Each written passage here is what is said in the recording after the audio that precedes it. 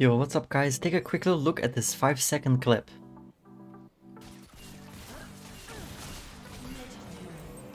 This video is going to be a little bit of a guide, like a walkthrough on how to play Caitlyn mid. I will go over the build, over the runes, how to play it, and just show you a little bit of footage with the build. This build is insane though. I promise you when you play with this, you'll be just like, where is the damage even coming from? To begin with, the runes, this is the rune page that I used in this specific game.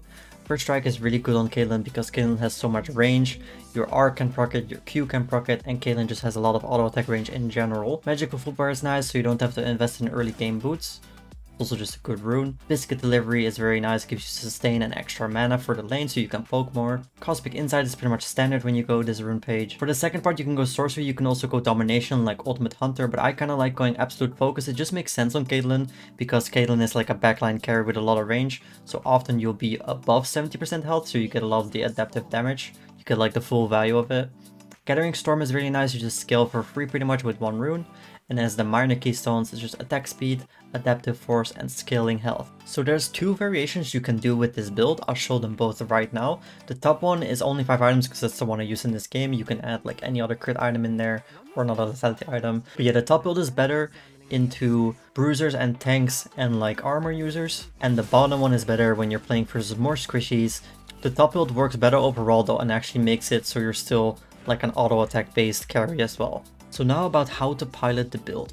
For starters, I want to mention that this is probably better played bot lane because Caitlyn is just better with CC, which is why Caitlyn Lux has always been so good, because you can just like Lux Q into a Caitlyn W into like an auto Q from Caitlyn, which is just a lot of damage.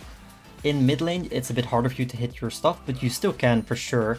It's also, you have a big range advantage usually if you're playing Caitlyn mid, especially if you're playing into like a melee champion, like maybe a Talon or a Yone.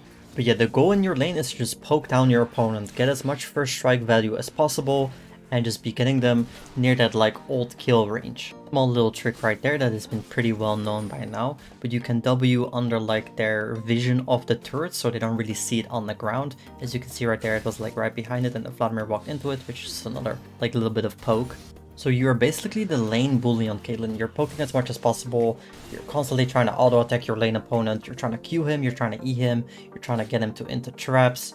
I like playing as aggro as possible with this build, but the only downside is that you are pretty vulnerable to ganks if you're playing so aggro, especially if you use your E offensively as well, so be careful with the E. Maybe you're better off holding it because the E itself does not do that much damage unless you combo it with an actual auto attack and maybe even a Q on top of that. If you've already been poking your lane quite a bit and he's low like the Vladimir is here for example, you can maybe even win the 1v2 because the Vladimir can't really walk up anymore. He has no health because I've already poked him down and it's pretty close there. I actually almost get a double kill. I end up getting no one, but like don't be afraid to fight back if it's just a 1-1 with the jungler, especially if the jungler is on no health or already kind of squishy, because you will kind of just randomly blow him up if you hit your whole combo, especially if you have already a few items. Like I'm going to show you right now in this clip here, the Elise kind of walks up, underestimates my damage, loses half her health bar to just Q auto, and then walks into 2 traps. She didn't play it very well, but you can obviously see how much damage I'm doing. From full health to 0, I just pretty much solo killed her.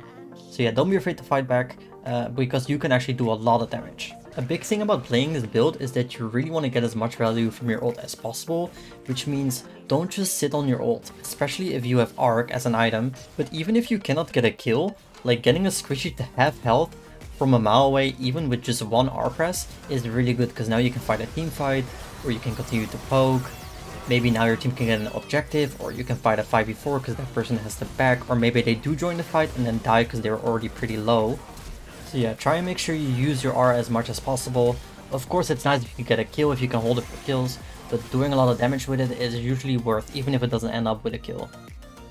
I'll just let this team fight kind of play out. I was actually in a bad spot there. I thought I was like getting jumped, and then randomly I committed to getting like a low health kill, and then randomly Elise walked into my trap and I just took like her entire health bar. Samira jumped on me and I took her out, screwed her for like 10 billion. This is where I really was like, wow, this build does a lot of damage, because I didn't even have my Infinity Edge yet. I only had Collector, Opportunity, and Lord Dominik's. But yeah, the damage is just insane. Once you hit your power spikes like Lord Dominik's, Infinity Edge, or your lethality items, it just, you're just like randomly one-shotting people almost. The best part about the like hybrid for Dominic's IE build is that even if you're not hitting your Qs or your Rs, if someone walks into your trap or you just get a passive crit with your Caitlyn passive, you still just hit for so much. It's kind of like an in-between where your Qs will hit a lot, your Rs will hit for a lot, but even just auto-attacking and having people getting hit by your E into an auto or W into an auto or just a normal auto attack will just randomly half health them because you will just crit for like 1 to 2,000 almost. Here's the Vladimir clip again. Yeah, I'm pretty strong here and I have a lot of items and I have a lot of kills, but this is still a 3,000 health Vladimir and I just drop him like it's nothing. And even if he W's there, I'm pretty sure I can still just R him right after. The Darius is probably too afraid to even walk up because he's probably gonna get like 3-shot as well. I think that's a nice part about this build. You do so much damage that people, when they're low or like slightly low, or you've already hit an R on them, they don't even really want to walk up anymore because you're just threatening to kill them. Because they are just in your kill range. Like one more fat auto attack crit and they're just dead. One more R and they're dead. One more Q or one more E auto and they're dead. You just do so much damage that once they're even remotely low, they don't really want to fight you anymore.